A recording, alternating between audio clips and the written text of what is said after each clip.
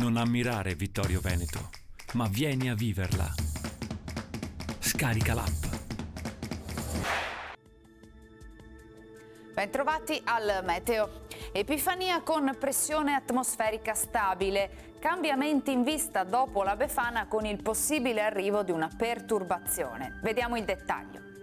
Sul Veneto la grafica di venerdì 6 gennaio evidenzia una giornata generalmente soleggiata sulle Dolomiti e sulle Prealpi.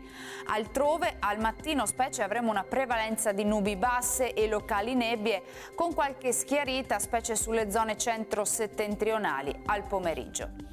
Temperature invariate, minime tra lo 0 e i 7 gradi, massime invece tra i 7 e i 9 gradi all'incirca.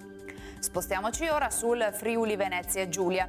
Foschie e nebbie di mattina, più sole come vediamo nel pomeriggio, dalla sera nuvolosità un po' più consistente. Temperature minime tra 5 e 7 gradi, massime sugli 8-9 gradi. Infine diamo uno sguardo al Trentino Alto Adige, dove sarà decisamente soleggiato con cielo sereno o al massimo poco nuvoloso. Temperature minime intorno ai 3 gradi, massime sui 12-14 all'incirca. Dal meteo è tutto, arrivederci al prossimo aggiornamento.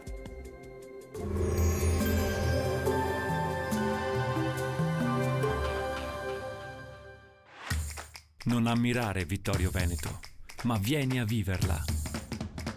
Scarica l'app.